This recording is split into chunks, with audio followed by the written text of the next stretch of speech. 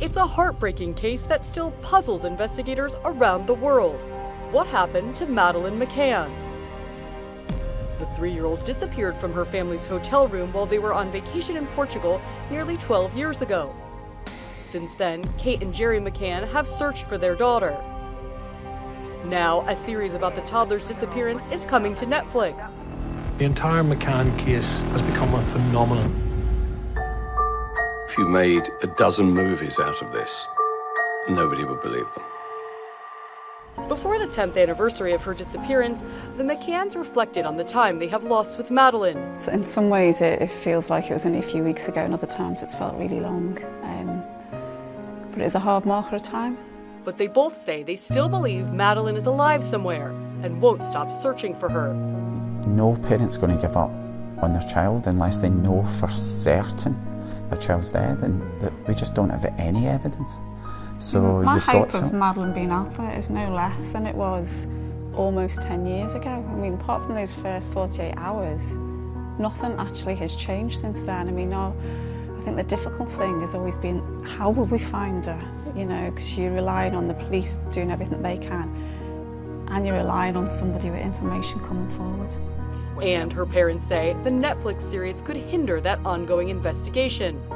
In a statement, the couple says they declined to participate because they, quote, did not see and still do not see how this program will help the search for Madeleine, and, particularly given there is an active police investigation, could potentially hinder it.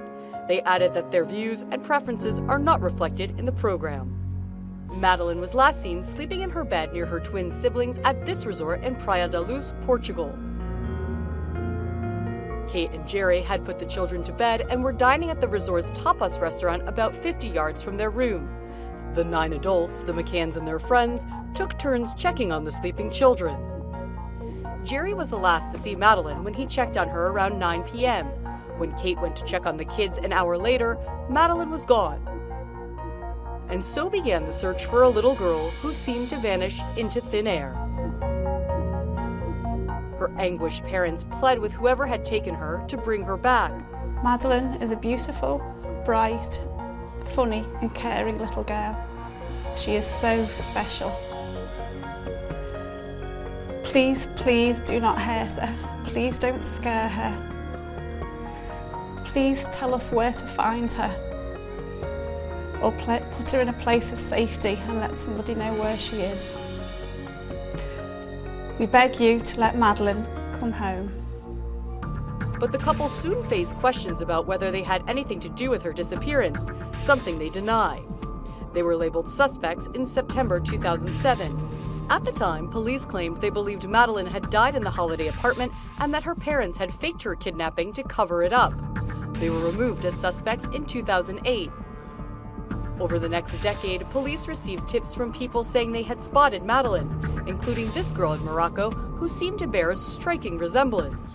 Is it Madeleine? A photo taken of a little girl in Morocco. Take a look at this photo snapped by a tourist in Morocco. Is this little girl seen in Morocco missing Maddie McCann? But it wasn't her, and the search continued. The McCanns say they struggled with how to give their other children some semblance of a life.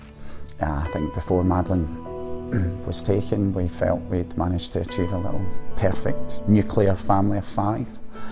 You adapt and you have a new normality, and unfortunately for us, our new normality at the minute is a family of 4. Kate said in 2017 that she still buys Christmas and birthday presents for Madeleine each year to give her if she comes home. What it would be like to see their daughter again is something Kate says she doesn't always allow herself to think about. I think I try not to go there too often, to be honest. It's one of those real bittersweet kind of thoughts. Yeah, I mean, I can't imagine, I'd say 10 years is a long time, but ultimately we're a mum and dad, and she's our daughter, and she's got brother and sister, grandparents, and lots of family and friends, you know. So it'd be absolutely fine, you know. It'd be, well, it's beyond words, really. We'll cope with anything, yeah. A daughter whose disappearance remains one of the biggest unsolved missing persons cases in the world. For InsideEdition.com, I'm Kaylin Ford.